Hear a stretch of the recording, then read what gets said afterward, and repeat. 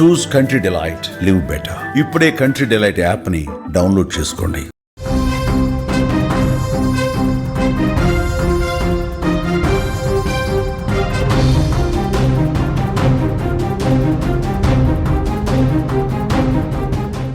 Breaking news చూస్తున్నాం. పాకిస్తాన్ తన పౌరులు వరదల్లో చిక్కుకుంటే వదిలేసింది అలాగే. పాక్ నిర్లక్ష్యానికి 10 మంది చనిపోయారు. శుక్రవారం ఆకస్మిక వరదల్లో 18 మంది వరదలో చిక్కుకుంటే వాళ్ళందరినీ కూడా మొత్తం నీటిలోనే వదిలేసిన పరిస్థితుంది. పాకిస్తాన్ ప్రభుత్వం ఎక్కడా కూడా స్పందించలేదు. బ్రేకింగ్ న్యూస్ మనం చూస్తున్నాం. పాకిస్తాన్ వ్యవహరించినటువంటి తీరుని తీవ్రంగా అక్కడి ప్రజలే తప్పుపడుతున్నటువంటి పరిస్థితి ఉంది. పాక్ నిర్లక్ష్యానికి 10 మంది చనిపోయినటువంటి పరిస్థితి ఉంది. అడపాదడపా చర్యలతో కాపాడే ప్రయత్నం చేసినప్పటికీ కూడా ఏమాత్రం కూడా పాకిస్తాన్ ప్రభుత్వం సీరియస్నెస్ లేదు, తన ప్రజల్ని కాపాడుకునేటువంటి ఉద్దేశం పాకిస్తాన్కి లేదు అని చెప్పి చాలా స్పష్టంగా అర్థమవుతున్నటువంటి పరిస్థితి ఉంది. బ్రేకింగ్ న్యూస్ మనం చూస్తున్నాం. 18 మందిలో 10 మంది చనిపోయారు, 8 మంది గల్లంతు. ఇంకా వాళ్ళ కోసం గాలింపు కొనసాగుతూనే ఉంది. ప్రభుత్వాన్ని అక్కడి ప్రజలే ఏకిపారేస్తున్నటువంటి పరిస్థితి ఉంది. పాక్ పాలకుల చేతకానితనం మరోసారి బయటపడింది. స్వలాభాల కోసం ప్రజల్లో విద్వేషాన్ని రెచ్చగొట్టడం తప్ప, విద్వేషాన్ని నింపడం తప్ప ప్రజలపై ఎటువంటి ప్రేమ ఉండదని మరొకసారి రుజువైంది. ఒకరు కాదు, ఇద్దరు కాదు, ఏకంగా 18 మందిని నీటిలో కలిపేసింది పాకిస్తాన్. వరద ప్రవాహంలో చిక్కుకున్న వాళ్ళని రక్షించడం చేతకాక జల సమాధి చేసేసింది. పాక్ చేతకానితనం, నిర్లక్ష్యం. అక్కడ చిన్నారులు కూడా ఉన్నారు. వాళ్ళందరూ కూడా ఒకే కుటుంబానికి చెందిన వాళ్ళు. కాపాడండి కాపాడి అంటూ వాళ్ళు ప్రాణాలు అరచేతులు పెట్టి గగ్గోలు పెట్టినటువంటి పరిస్థితి ఉంది. కానీ వాళ్ళని ఏ మాత్రం కూడా అక్కడి ప్రభుత్వం పట్టించుకోలేదు. అసలు వాళ్ళు బతికి బట్ట కడతారన్న నమ్మకం కూడా లేదు ప్రస్తుతం.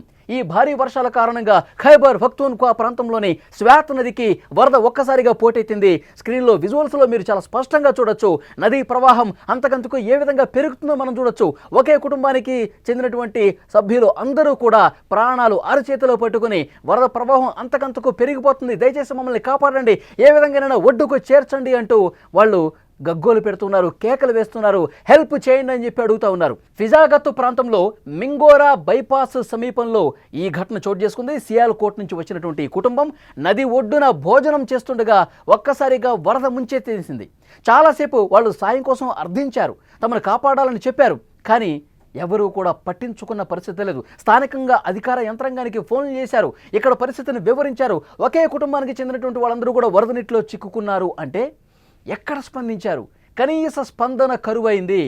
ఈ వీడియో వైరల్ అవుతోంది. పాకిస్తాన్ వ్యాప్తంగా పాకిస్తాన్ ప్రజలు తమ ప్రభుత్వాన్ని ఏ రకంగా దుయ్యబడుతున్నారంటే, పాకిస్తాన్కి యుద్ధాలే కావాలి, విద్వేషాలే రెచ్చగొట్టాలి, ఎక్కడి నుంచో నిధులు తీసుకొచ్చి ఆయుధాలు కొనుగోలే కావాలి, పక్క దేశాల మీద యుద్ధానికి కాలుదొవ్వి ఉగ్రవాదాన్ని పెంచి పోషించి రక్తపాతమై హింస వీళ్ళకి కావాలి. కానీ అసలు దేశంలో ఉన్నటువంటి ప్రజలు బాగోగులేంటి, ప్రజల పరిస్థితి ఏంటి, ప్రజల కష్టాలేంటి, ప్రజల ఆపదలో ఉన్నారా, ఇవి కనీసం పట్టించుకోని పరిస్థితి ఉందని చెప్పి తమ దేశంలో ఉన్న సొంత ప్రజలే పాకిస్తాన్ని ఎండగడుతున్నటువంటి పరిస్థితి ఉంది.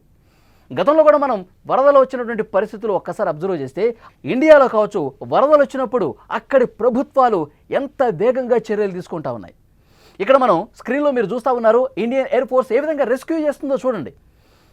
అక్కడ ఆ వరద ప్రవాహం మధ్యలో చిక్కుకున్న వాళ్ళని హెలికాప్టర్ సాయంతో, తాళ్లతో ఎన్డీఆర్ఎఫ్ బృందాలు, ఎస్డీఆర్ఎఫ్ బృందాలు ఏ విధంగా ఒక పెద్ద పోరాటమే చేసి వాళ్ళని ఒక్క ప్రాణం కూడా పోకూడదు, అందరూ కూడా బతకాలి, ఎంత రిస్క్ అయినా తీసుకోవాలి, ఎంత ఖర్చైనా భరించాలన్న ఉద్దేశంతో ఇండియన్ ఎయిర్ ఫోర్స్ ఏ విధంగా రెస్క్యూ చేస్తుందో తమ ప్రాణాలకు తెగించి మరి ఎంతటి కొండరాళ్ళు కింద పడిపోయి వరద ప్రవాహంలో చిక్కుకుపోయిన వాళ్ళని కూడా కాపాడినటువంటి సందర్భాలు ఉన్నాయి.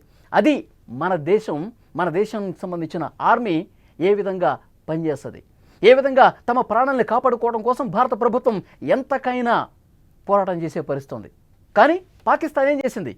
ఆఫ్ఘనిస్తాన్ ప్రభుత్వం అక్కడ ఉన్న వాళ్ళు కూడా వాళ్ళ ప్రజల్ని కాపాడుకోవడానికి ఏ విధంగా ప్రయత్నం చేశారో విజువల్స్లో మీరు చూస్తూ ఉన్నారు.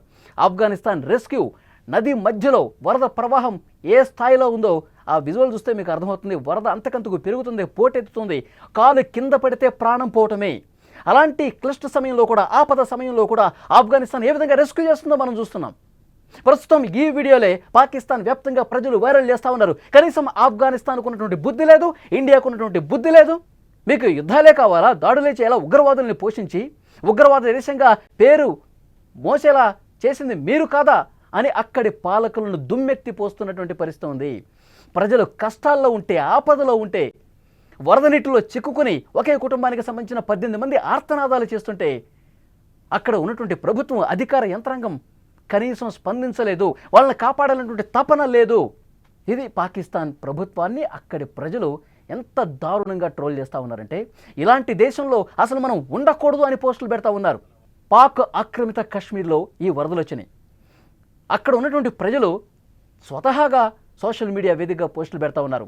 అసలు మనం భారతదేశంలో కలిసిపోవటమే మంచిది, మన దేశం భారతదేశం, ఇక్కడ మనం ఉండద్దు, మనల్ని పూర్తిగా ఉగ్రవాదుల మూకలుగా మనల్ని చిత్రీకరించే ప్రయత్నం చేస్తూ ఉన్నారు. వీళ్ళు హింసను ప్రేరేపించే విధంగా దేశ ప్రజలను పట్టించుకోరు. ఆర్థిక పరిస్థితి అంతంత మాత్రమే, ఆకలి చావులు కనిపిస్తున్నాయి. మనం ఇక్కడ ఎందుకు ఉండాలి, మనకి మన కుటుంబాలు ఉన్నాయి కదా, మనం ఈ దేశాన్ని వదిలిపెట్టేసి వెళ్ళిపోదాం, మనం భారతదేశంలో కలిసిపోదాం అని చెప్పి అక్కడ ప్రజలు బాధతో ఆవేదన చెప్తున్నారంటే పాకిస్తాన్ ఎలాంటి పరిస్థితుల్లో ఉంది, పాకిస్తాన్ ప్రభుత్వానికి అసలు ఏం కావాలి, పాకిస్తాన్ ప్రభుత్వ ఆలోచన విధానం ఏంటి, చాలా స్పష్టంగా ప్రపంచం కూడా అబ్జర్వ్ చేస్తూ ఉంది. మనం జరిగినటువంటి ఈ వరదలు, గత 2 రోజులుగా అక్కడ సంభవిస్తున్నటువంటి వరదలకు సంబంధించి స్థానిక ప్రజానీకాన్ని అప్రమత్తం చేయడం కావచ్చు, వాళ్ళని సేఫ్గా బయటికి తీసుకురావటం కావచ్చు, వాళ్ళకి పునరావాస కేంద్రాలు కల్పించడం కావచ్చు, వాళ్ళ సాధక బాధకాలు ఏమన్నాయి, వాళ్ళకి ఆహారం అందించడం కావచ్చు, పాలు అందించడం కావచ్చు, అక్కడ ఉన్నటువంటి వృద్ధులకి మెడిసిన్స్ అందించడం కావచ్చు, ఇవి కనీసం అంటే కనీసం పట్టించుకోవట్లేదు. ఇంకేం మాట్లాడతారు వాళ్ళు, ఏం మాట్లాడుతున్నారు? ట్రంప్కి నోబెల్ శాంతి బహుమతి కావాలి, భారత్ పాకిస్తాన్ మధ్య అద్భుతమైనటువంటి దౌత్యాన్ని ప్రదర్శించి ట్రంప్ మన ఈ 2 దేశాల మధ్య ఉద్రిక్తతలు తగ్గించాడు అని చెప్పి ఎంతసేపటికి ఇదే కదా పాకిస్తాన్ నైజం. వాళ్ళ ప్రజలు ఎలాంటి ఆకలి దప్పికలతో ఉన్నారు, ఎలాంటి కష్టాల్లో ఉన్నారు, ఎలాంటి ఆపదలో ఉన్నారు, వాళ్ళని మనం కాపాడాలి, మన ప్రజల్ని మనం కాపాడకపోతే ఇంకెవడు కాపాడతాడు, ఇలాంటి ఆలోచన విధానం లేదు అనటానికి ఈ ఘటన నిదర్శనంగా కనిపిస్తోంది. చాలా స్పష్టంగా విజువల్స్లో ఒకసారి చూడండి. అక్కడ ప్రజలు 18 మంది ఒకే కుటుంబానికి సంబంధించిన వాళ్ళు కొట్టుకుపోయారు. 10 మంది ఇప్పటికే చనిపోయారు. 8 మంది కోసం గాలింపు తీవ్రంగా కొనసాగుతోంది. వాళ్ళు ఎక్కడున్నారు, ఎటు కొట్టుకుపోయారో కూడా తెలియని పరిస్థితుంది. ఆగా మేఘాల మీద అక్కడ హెలికాప్టర్లు తీసుకొచ్చి అక్కడ ఉన్నటువంటి ఆర్మీ ఎవరైతే ఉన్నారో వాళ్ళందరినీ కూడా పిలిపించుకొని కాపాడే ప్రయత్నం చేయకుండా మేనమేషాలు లెక్కించి వాళ్ళ చావుకు కారణమయ్యారు పాకిస్తాన్ పాలకులు. సో ప్రస్తుతం దీని మీదే తీవ్రంగా చర్చ జరుగుతుంది. ఆపద సమయంలో ప్రభుత్వాలు ఏ విధంగా వ్యవహరించాలి, పాలకులు ఏ విధంగా వ్యవహరించాలి, కనీసం జ్ఞానం లేదు, ఇంకిత జ్ఞానం లేకుండా అక్కడ పాలకులు ప్రవర్తిస్తున్నారని పెద్ద ఎత్తున అక్కడ ఈ వార్త అనేది హల్చల్ చేస్తున్నటువంటి పరిస్థితి ఉంది.